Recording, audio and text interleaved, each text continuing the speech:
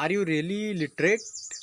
तो इस क्वेश्चन का आंसर आगे जानेंगे। तो जय हिंद everyone, how are you all? कैसे हैं आप सभी? आपका फिर से स्वागत है द रिप्रेजेंट भारत चैनल पे। और आज आप जानेंगे कि आप लिटरेट हैं या नहीं। अरे मैं तो लिटरेट हूँ, मैं पढ़ा लिखा हूँ। So this is not a definition of literacy. So education ministry वो तय करता है कि आप लिटरेट हैं या नहीं।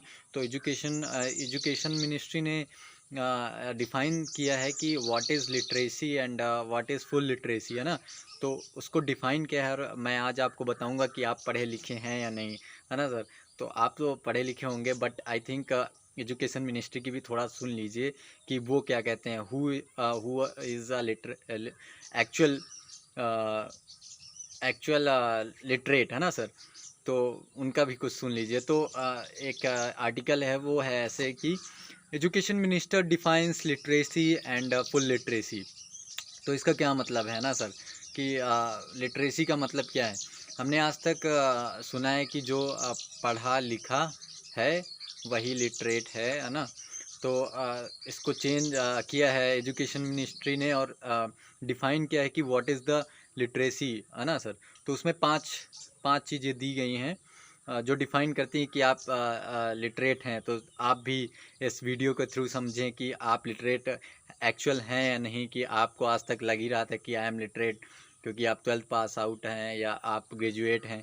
तो इसका ये मीन्स नहीं है कि आप लिटरेट हैं। तो यहाँ से पता चलेगा कि आप एक्चुअल में लिटरेट हैं या नहीं। तो according to the education ministry, the ability to read, write and to understand, as well as critical life skills such as digital literacy and financial literacy। तो ये है लिटरेसी, है ना। तो मैं इसे शॉर्ट में बताता हूँ। इसके पांच चीज़ें हैं, पांच पहलू हैं। पहला है रीड, दूसरा है राइट, तीसरा है टू अंडरस्टैंड द लैंग्वेज, है ना। और fourth is digital literacy and fifth is a financial literacy.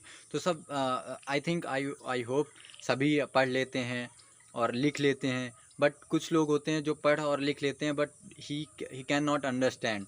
कि जैसे मैं एग्जांपल देता हूँ कि है ऐसे कि इंडिया इज़ माई सोल। तो वो इसे पढ़ लेंगे, उसे वो लिख भी लेंगे, बट ही कैन नॉट वो फील नहीं कर पाएंगे कि इंडिया इज़ माई सोल ये क्या है। तो वो जो टू अंडरस्टैंड द लैंग्वेज, तो ये थर्ड चीज़ है कि आप अंडरस्टैंड भी उसे करें ना। तो ये है कि टू अंडरस्टैंड द लैंग्वेज। अगर आप ये तीनों चीज़ समझते हैं तो आप तीन पड़ाव पार कर चुके हैं। तो बहुत बहुत आपको बधाई। बट आगे दो और चीज़ें एजुकेशन मिनिस्ट्री ने जोड़ी हैं, तभी आप लिटरेट होंगे। तो प्लीज़ देखते रहिए कि आप लिटरेट हैं या नहीं। तो फोर्थ इज़ डिजिटल लिटरेसी।